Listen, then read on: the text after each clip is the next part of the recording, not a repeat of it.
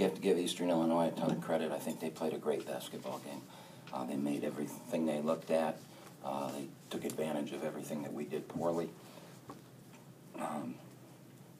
They really moved the ball on the perimeter, found ways to make shots, and they made everything they looked at. And you know, that run to start the second half was huge because we got back into the game, got it to 1 point. It actually took the lead, but was down 1 at halftime. And we came out to start the second half. And that's a very key part of the game. And next thing you knew, we were down 10 again. And, you know, the ball wouldn't go in for us, and it went in for them. And that was, you know, we scored 91 points, but I didn't feel like the ball went in. And you score 91 at home, you probably should win a game, and we didn't. So it's very disappointing that we were out of the tournament, but we did a lot of great things to have a chance to be in this tournament. So we'll take a few days off and sit back and look at the good things we did. Open up for questions for the players. Okay, you guys gave up 97 points, a season high at home. Just kind of what defensively did you see there? I don't know. It just looked like there was raining threes out there. Like, even they post players was hitting fadeaways. It was just, I was getting so frustrated out there. Like, what else can we do to stop them? And, you know, they just kept hitting everything, no matter if it was in their face or running at them. They were just hitting everything.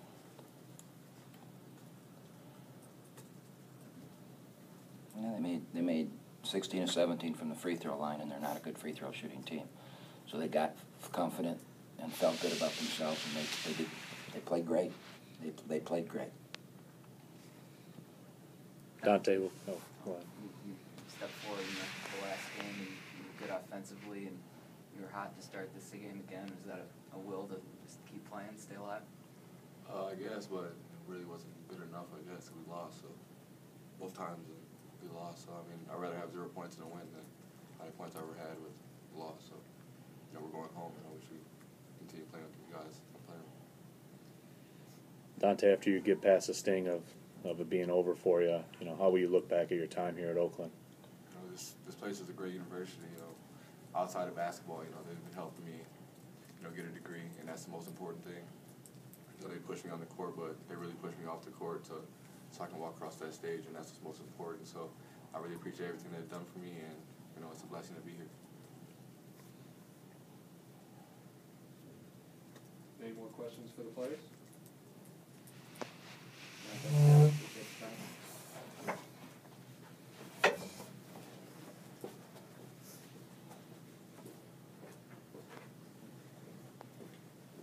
At this time, we'll open up for questions for Coach Kampe.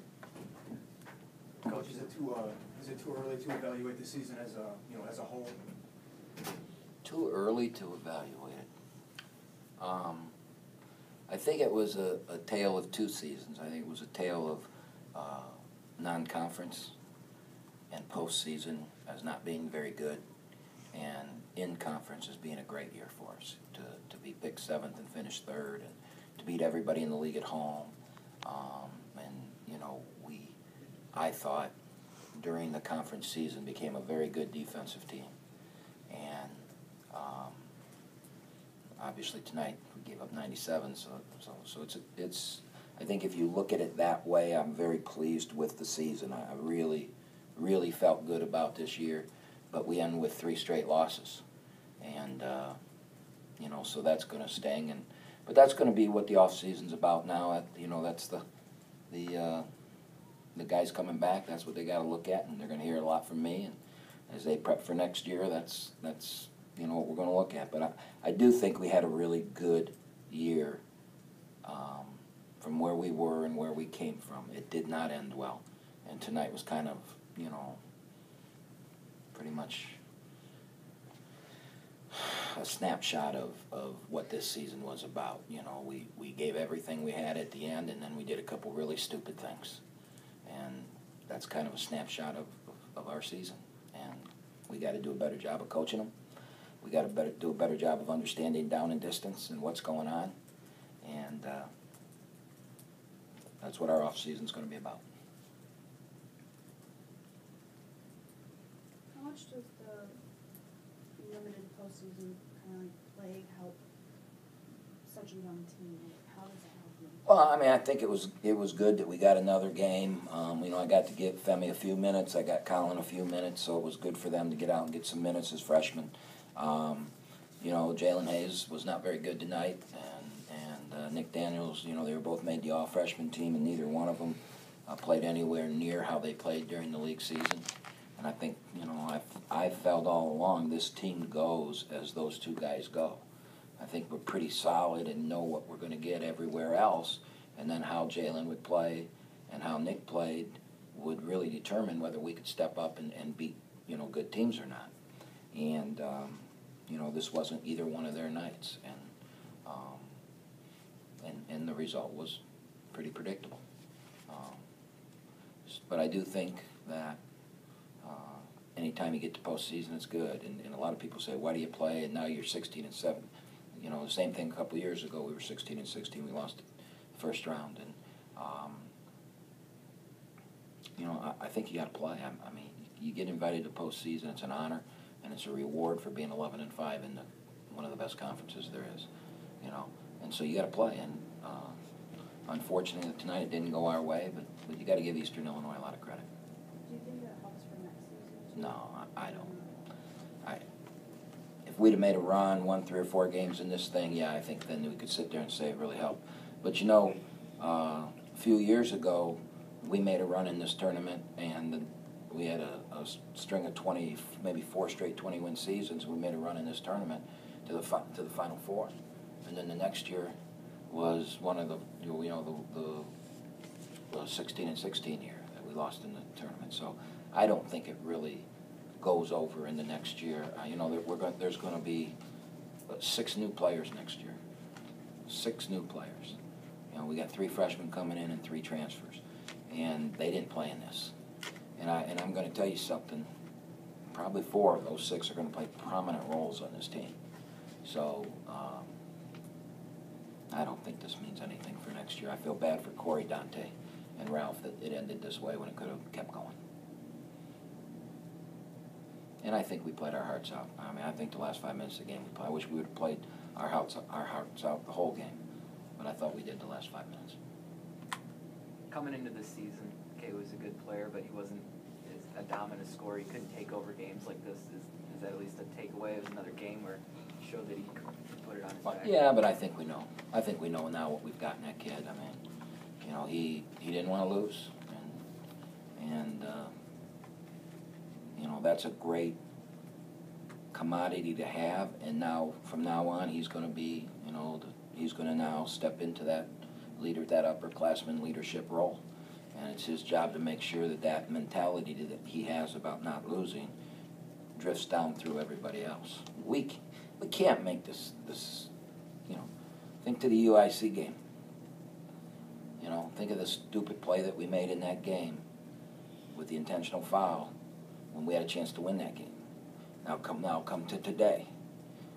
We're down 17 points, is that what it was? We were down 17 points with 5 minutes to go in the game. And we get it from down 17 to Dante Williams at the line to make a free throw to cut it to 1 possession. Now what I should have done is I should have called timeout, given him a rest, and let him make a free throw. And then it's a 1 possession game with 50 seconds to go, and you know what? It's a 30-second shot clock. We're gonna play that out now. All right? But he missed the free throw, and then we foul a 90% free throw shooter on purpose for no reason at all. We had cut it from 17 to 4 without a foul. We did not foul in there. They executed I'd used timeouts, and they executed what we wanted. So we foul on purpose, and a 90% free throw shooter goes and makes 2 free throws. We come down and score, and we get it back to 4. And there's 44 seconds or something left. So we're going to get a stop. We're going to get a stop, get the ball, come down. If we make it 2, it's 2. If we make it 3, it's 1. And there'll be maybe 10 seconds to go in the game. Now you foul, and now there's pressure. And now we see what happens. That was what the strategy was. So there's a timeout. I get mad at the guy that fouled on his own. I yell at him during the timeout. He gets mad. He yells. I yank him out of the game. 4 guys are sitting there watching that. They're told what we're going to do. We go back out on the floor, and we foul again.